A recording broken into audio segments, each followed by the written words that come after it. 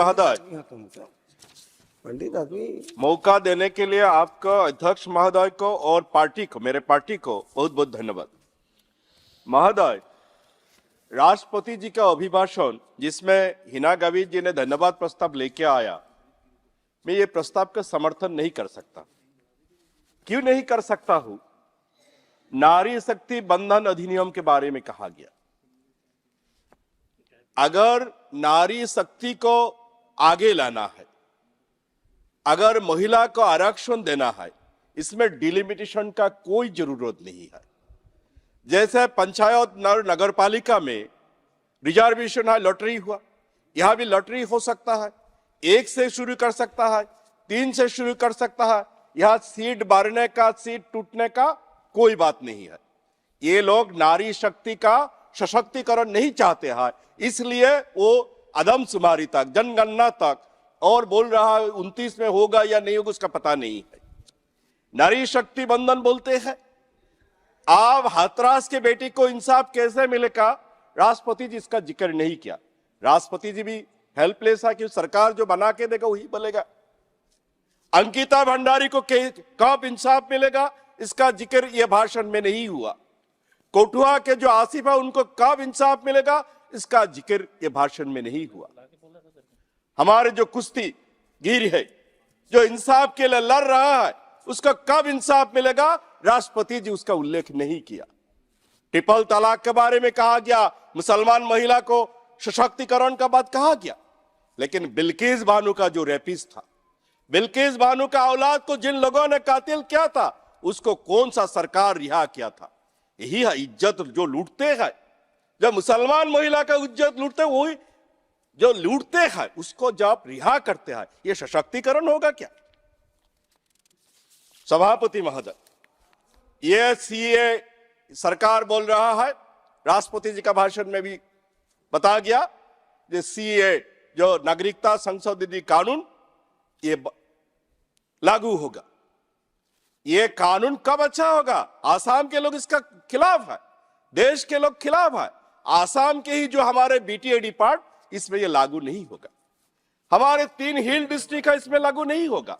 अगर हिल डिस्ट्रिक्ट के लिए खराब है, ये बीटीएडी पार्ट के लिए खराब है, सारे आसाम के लिए, नॉर्थ ईस्ट के लिए अच्छा नहीं हो सकता है। सभापति महोदय, मैं नहीं चाहता हूं दुनिया में कोई भी जगह पर हिंदुओं का ऊपर अत्याचार हो, क्योंकि ये देश के मेजॉरिटी लोग हिंदू है।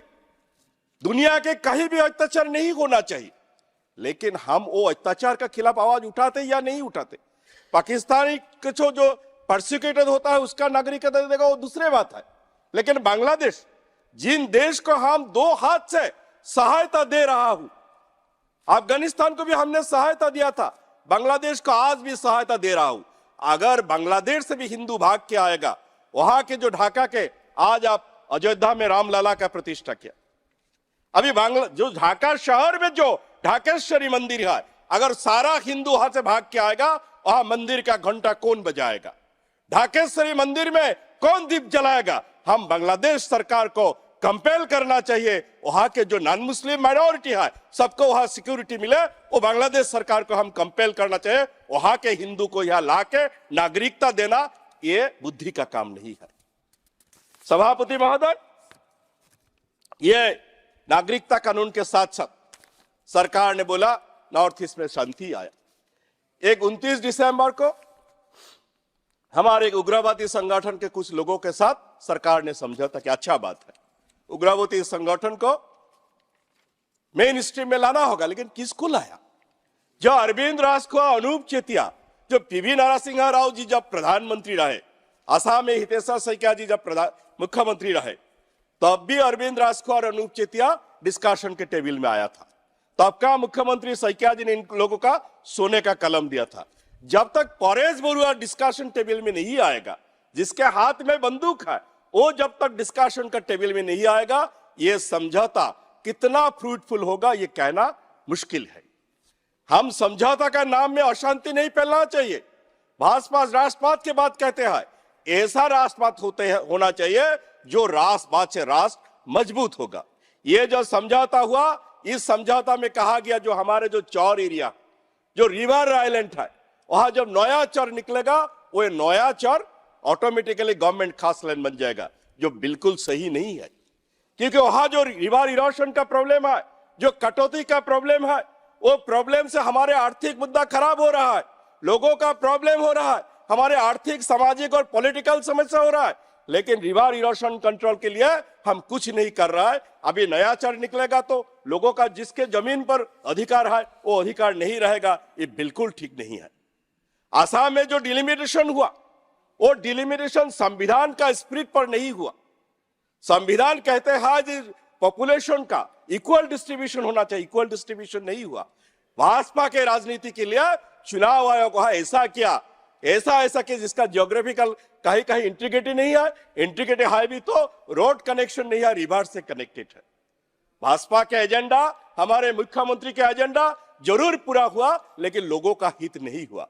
यह समझौता में कहा गया आगे का डिलिमिटेशन भी ऐसा होगा जो बिल्कुल ठीक नहीं होगा, क्योंकि यह डिलिमिटेशन एज पर लॉ नहीं हुआ, ये डिलिमिटेशन एज पर संविधान नहीं हुआ, इसलिए हम ये स्वीकार नहीं करते।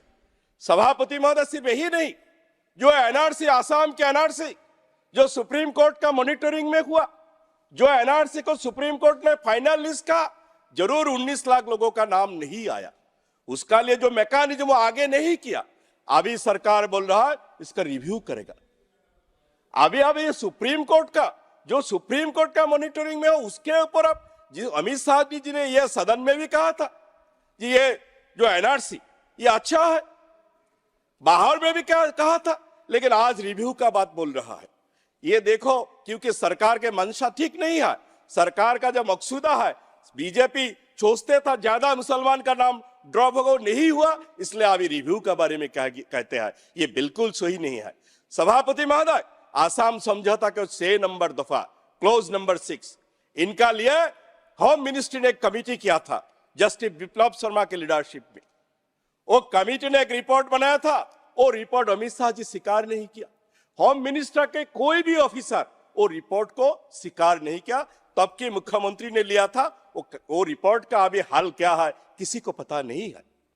हमारे वहां के शेष समुदाय कोस राजवंशी बल के एक कम्युनिटी है, जिस कम्युनिटी को पश्चिम बंगाल में एससी का दर्जा मिलते हैं, मेघालय में जे कोस कम्युनिटी को एसटी का दर्जा मिलते हैं, आसाम में ओबीसी है, वो कम्युनिटी को कब एसटी मिलेगा? हमारे जो चाय बागान का लोग है, ये अर्जुन मुंडा जी हमारे ट्राइबल अफेयर्स मिनिस्टर है, वहां जो लोग मुंडा लिखता है उनको एसटी नहीं मिलते हैं। इन लोग को कब एसटी का दर्जा मिलेगा, इसका उल्लेख ये राष्ट्रपति जी का भाषण में नहीं है। हमारे वहां 2 कम्युनिटी, गोरिया मुसलमान और देशी मुसलमान, ये लोग भी एसटी डिमांड कर रहा है, इनका दर्जा मिलेगा या नहीं मिलेगा उसका भी उल्लेख राष्ट्रपति जी का भाषण में नहीं है। सरकार ने चर्चा किया कुछ नया एयरपोर्ट बना, अच्छा बात है, नया एयरपोर्ट होना चाहिए, लेकिन धुबरी रूपसी में एक एयरपोर्ट बने। कुछ दिन फ्लाई बिग का एक फ्लाइट गया भी था, अब ये बंद हो गया। अगर एयरपोर्ट बनाते हैं और वहां से विमान नहीं चलते हैं, ये विमानबंदर बनाने से क्या फायदा होगा? सरकार ऐसा करना चाहिए ताकि वहां से ज्यादा विमान चले। जम्मू कश्मीर 370 जी, एक देश एक कानून का बात कहते हैं, लेकिन अगर आप आसाम में क्या क्या वो समझौता में जुल्फा के साथ हुआ, उसमें कहा गया एक विधानसभा क्षेत्रों का लोग दूसरे विधानसभा क्षेत्रों में रजिस्ट्रेशन कर नहीं सकेगा। जब आप कश्मीर में दूसरे लोगों को जम्मू कश्मीर में जमीन खरीदने का अधिकार दे रहा हो, और आसाम में आप कह रहा हो जो एक विधानसभा क्षेत्रों के लोग दूसरे विधानसभा क्षेत्रों में इलेक्टोरल रोल में नाम लिख नहीं पाएगा, ये कैसा कानून होगा? कानून तो अभी तक नहीं हुआ, लेकिन ये कैसा नीति होगा? ये नीति आपकी जो मौत है इसका खिलाफ है जी। और उस समझौता में यह भी कहा गया कि 2 कंस्टिट्यूएंसी में एक वोटर का नाम नहीं, ये कोई नया बात नहीं है, ये लोक प्रतिनिधित्व आइन में भी नहीं है। सभापति महोदय, मैं ज्यादा टाइम लेना नहीं चाहता हूं। मैं सरदार वल्लभ भाई पटेल का बहुत जिक्र करता है। सरकार, सरदार जी ने क्या कहा था, वो मणिपुर जो जल रहा था, मणिपुर में प्रधानमंत्री को जाने का टाइम नहीं मिला। मणिपुर के लिए एक मैसेज देने का 30 मिनट वो कहा, लेकिन ज्यादा नहीं कहा। मणिपुर में अमन रखे, शांति बने, इसका मैसेज भी नहीं दिया। और मणिपुर का हालत अगर बंगाल में होते, अगर कर्नाटका में तो कोई भी नॉन बीजेपी गवर्नमेंट में होते, अभी तक तो राष्ट्रपति शासन लागू होते। मणिपुर में सरकार अभी भी बरकरार है। तो सरदार वल्लभ भाई पटेल ने क्या कहा था?